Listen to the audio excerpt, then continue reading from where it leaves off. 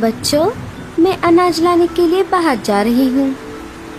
तुम दोनों घोंसले के अंदर ही रहना, कहीं बाहर मत जाना।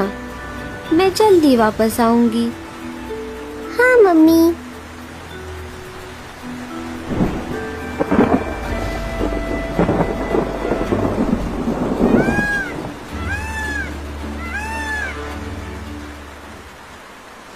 थोड़ी दूर आने पर लाडो को एक शिकारी चील शिकार की तलाश में घूमता हुआ दिखाई देता है। अरे बाप रे, ये तो मेरी ही तरफ आ रहा है। मुझे कहीं पर छुपना होगा।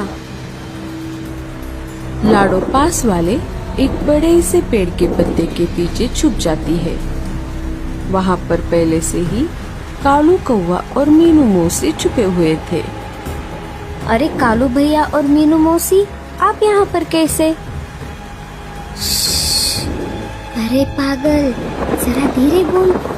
एक शिकारी चील शिकार के तलाश में आसपास ही भटक रहा है। हाँ, इसीलिए हम यहाँ पर छुपे बैठे हैं। शिकारी चील वहाँ से चला जाता है। लाडो, कालू और मीनू मौसी वहाँ से बाहर आ जाते हैं। अरे लाडो, तुम अकेली बाहर क्या कर रही हो? क्या तुम्हें नहीं पता शिकारी चील बच्चों को मारकर खा रहा है? हाँ कालू भैया, मुझे पता है, लेकिन मैं क्या करूँ? घर का सारा अनाज तो खत्म हो गया है। बच्चे भी बहुत भूखे हैं, इसीलिए मुझे इस तेज बारिश में बाहर आना पड़ा। हम दोनों भी अनाज लाने के लिए बाहर आए थे। कालू पश्चिम की तरफ और मैं पूरब की तरफ गई थी। मुझे थोड़ा अनाज मिल गया, लेकिन कालू को नहीं मिला। क्या तुम्हें अनाज मिल गया लाडो? नहीं मीनू मौसी, मैं अभी अभी तो बाहर आई हूँ। मुझे अभी अनाज ढूंढने के लिए जाना है। अच्छा हुआ आप दोनों मुझे मिल गए। अब मैं उत्तर दिशा में अनाज ढूंढने के लिए जाती हूँ। कालू भैया, आप मेरी एक मदद कीजिए। आप घर जाते जाते एक बार मेरे घर होकर आना, देखना कि बच्चे ठीक है या नहीं। हाँ लाडो, तुम चिंता मत करो। तुम्हारे वापस आने तक मैं बच्चों के पास ही रहूँगा। आपका बहुत बहुत शुक्रिया कालू भैया। मैं आते आते आपके लिए भी अनाज लाऊंगी। लाडो, तुम उत्तर दिशा में ज्यादा अंदर मत जाना। वहाँ पर शिकारी चील और गिद्धों का अड्डा है। हाँ कालू भैया, मैं अपना ख्याल रखूंगी। तीनों अपने अपने रास्ते चले जाते हैं। लाडो अनाज की खोज में बहुत अंदर तक आ गई थी। उसे पता ही नहीं चला कि वो शिकारी चीलों के इलाके में आ गई है। थोड़ा और आगे आने पर वही चील लाडो का रास्ता रोक लेता है। आखिरकार मुझे शिकार मिल ही गया, छोटा ही सही। मेरे पेट की आग थोड़ी तो शांत होगी। चील भैया, मुझे खाने से पहले आप मुझ पर एक एहसान कीजिए। हाँ बोलो। मैं अनाज की खोज में मेरे बच्चों को अकेले घर पर छोड़कर आई हूँ। वो बहुत भूखे हैं। एक बार ये अनाज मुझे मेरे बच्चों को खिलाने दीजिए। मैं वादा करती हूँ, मैं वापस जरूर आऊंगी। आप ऊंचे पहाड़ी पर मेरा इंतजार करना। मैं जाकर आती हूँ। चील को लाडो पर दया आ जाती है। चील लाडो की बातों में आ जाता है। अच्छा ठीक है, बच्चों के खातिर मैं तुम्हें जाने दे रहा हूँ, लेकिन याद रखना, अगर तुम वापस नहीं आई तो मैं तुम्हें कैसे भी करके ढूंढ लूंगा और तुम्हारे साथ साथ तुम्हारे बच्चों को भी खा जाऊंगा। मैं जरूर वापस आऊंगी। थोड़ा अनाज अपने साथ लेकर लाडो अपने घर की तरफ निकल पड़ती है।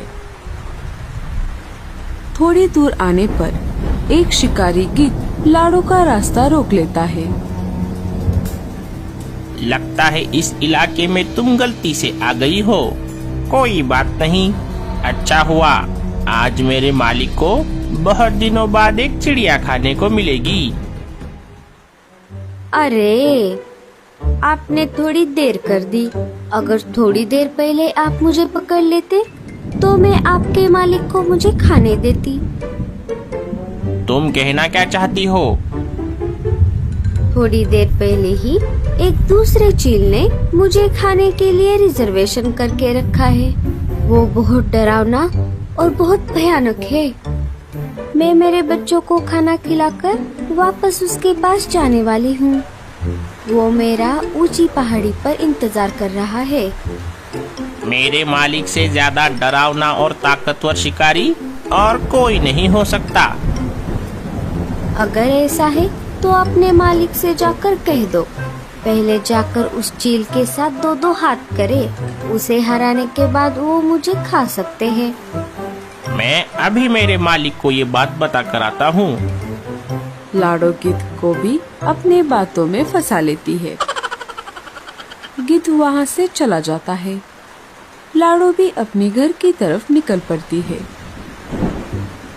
इधर कालू अपने घर आ गया था और लाडो के बच्चों की तरफ जाने ही वाला था कि तभी कहाँ जा रही है सवारी? आए नहीं कि फिर से जाने लगे। लाडो अपने बच्चों को अकेला घर पर छोड़कर बाहर अनाज लाने के लिए गई है। वो वापस आने तक मैं बच्चों के साथ ही रहूंगा, ऐसा मैंने लाडो को कहा था। मैं वहीं जा रहा हूँ। बड़े आए जाने वाले। आपने क्या दूसरों के बच्चे संभालने का ठेका लिया है? चुपचाप घर में बैठो, कहीं पर जाने की कोई जरूरत नहीं है। भैया, माँ कब आएगी? मोनू, डरो मत, माँ आती ही होगी। भैया, मुझे बहुत भूख लगी है। बारिश बहुत ज्यादा तेज थी। तभी लाडो के घोंसले में पानी जमा होने लगता है। मोनू, हमें जल्दी से बाहर जाना होगा, नहीं तो हम पानी में डूब जाएंगे। दोनों वहाँ से निकलकर मीनू मौसी के घर आ जाते हैं।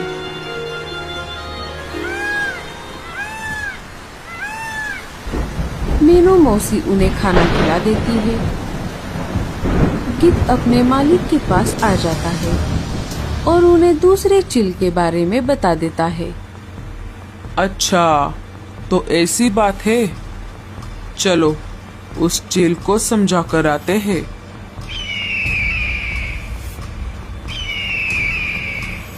अरे, तुम दोनों कौन हो? क्यों रे चील के बच्चे, खुद को बड़ा ताकतवर समझता है? जरा देखे तो तुझ में कितना दम है। जैसे तैसे करके अपनी जान बचाकर लाडो अपने घोंसले के पास आ जाती है। घोंसले में जमा हुआ पानी देखकर लाडो बहुत डर जाती है। बच्चे भी घोंसले में नहीं थे। लाडो चिड़िया रोने लगती है। तभी वहाँ पर मीनू मौसी आ जाती है। अरे लाडो, क्या हुआ? तुम रो क्यों रही हो? लाडो सारी घटना मीनू मौसी को बता देती है। जब मैं घर वापस आई तब देखा कि घोंसले में पानी जमा हुआ है। बच्चे भी घोंसले में नहीं है। पता नहीं मेरे बच्चे कहाँ गए। लाडो, तुम डरो मत, तुम्हारे बच्चे सुरक्षित हैं। वो थोड़ी देर पहले ही मेरे पास आए थे। मैंने उन्हें खाना खिला दिया है और दोनों बच्चे अभी सो रहे हैं। मौसी, मैं आपका ये एहसान कभी नहीं भूलूंगी। आपका बहुत बहुत शुक्रिया। कालू भी अपनी पत्नी से आग बचाकर चुपके से वहाँ पर आ जाता है। मुझे माफ कर दो लाडो, गोरी ने मुझे बच्चों के पास नहीं आने दिया। लाडो कालू को भी सारी घटना बता देती है। अब मुझे जाना होगा। आप मेरे बच्चों का ख्याल रखना। अगर मैं वापस नहीं गई तो वो चील मुझे ढूंढते ढूंढते यहाँ पर आ जाएगा और मेरे साथ मेरे बच्चों को भी। लाडो, तुम डरो मत, हम राजा जी के पास चलते हैं, वो इसमें हमारी जरूर मदद करेंगे। तीनों वहाँ से निकलकर राजा जी के पास चले आते हैं। लाडो, तुम चिंता मत करो, हम सब तुम्हारे साथ हैं। चलो, मैं और सिपाही तुम्हारे साथ चलते हैं और उन बदमाश चीलों को सबक सिखाते हैं। सारे वहाँ से निकलकर ऊंची पहाड़ी पर पहुँच जाते हैं और देखते हैं तो क्या, दोनों चील और गिद्ध आपस में झगड़ा करके जख्मी होकर जमीन पर पड़े हुए थे। अरे वाह, लगता है इन्होंने आपस में ही झगड़ा कर लिया। लाडो, इस होशियारी का सारा क्रेडिट मैं तुमको देता हूँ। तुमने अपनी होशियारी से इनको आपस में ही लड़वा दिया। सब लाडो की वाह वाह कर रहे थे।